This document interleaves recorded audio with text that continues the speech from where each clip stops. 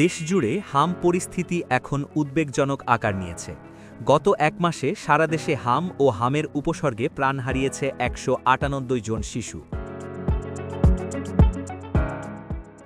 স্বাস্থ্য অধিদপ্তরের সর্বশেষ প্রতিবেদনে জানানো হয়েছে, এর মধ্যে নিশ্চিতভাবে হামজনিত মৃত্যু হয়েছে ৩২ জনের, আর হাম সন্দেহে মারা গেছে আরও ১৬৬ শিশু।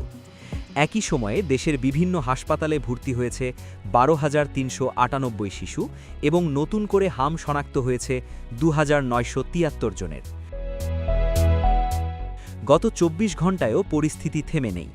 এই সময়ে আরও ৩ শিশু মারা গেছে, যার মধ্যে একজনের মৃত্যু নিশ্চিতভাবে হামে হয়েছে।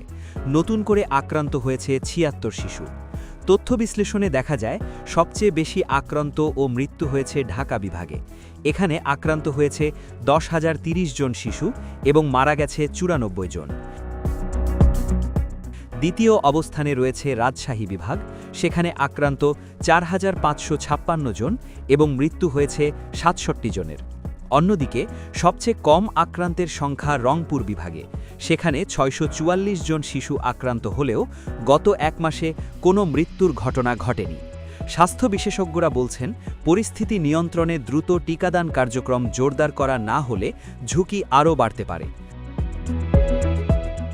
সব মিলিয়ে দেশে শিশুদের মধ্যে হাম পরিস্থিতি এখন স্বাস্থ্য ব্যবস্থার জন্য বড় একটি সতর্ক সংকেত হয়ে দাঁড়িয়েছে। জাতীয় ডেস্ক, কাল প্রকাশ।